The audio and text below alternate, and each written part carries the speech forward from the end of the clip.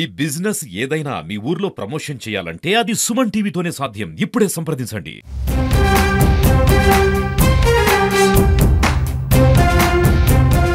139వ అంతర్జాతీయ కార్మిక దినోత్సవాన్ని కులాలకు అతీతంగా, మతాలకు అతీతంగా, ప్రాంతాలకు అతీతంగా, దేశాలకు అతీతంగా ఎర్ర జెండా పండుగని కార్మిక వర్గం చేసుకుంటున్నారు.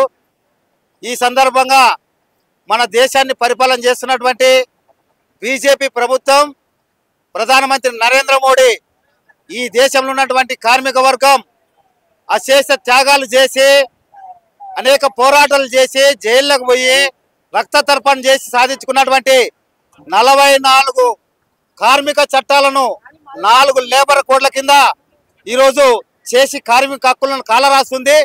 ముఖ్యంగా అమెరికా దేశంలో ఈరోజు మేడే స్ఫూర్తిగా రక్త తర్పణ చేసి చికాగో వీరుల రక్త తర్పణతో వచ్చినటువంటి 8 గంటల పని విధానానికి తూట్లు పడుస్తూ ఈ బీజేపీ ప్రభుత్వం లేబర్ కోడ్లలో 8 గంటల పని విధానాన్ని తీసేసి 12 గంటలు 14 గంటలు అని చెప్పేసి మరి మార్చడం జరిగింది. అందుకే ఈరోజు ఏఐటీసీగా 8 గంటల పని విధానానికి కాపాడుకుందాం, మేడే వీరుల అమరు రక్త తర్పణ స్ఫూర్తిని కాపాడుకుందాం, లేబర్ కోడ్లు రద్దు చేయాలని చెప్పేసి డిమాండ్తో ఈరోజు ఈ యొక్క మేడేని జరుపుకుంటున్నాం.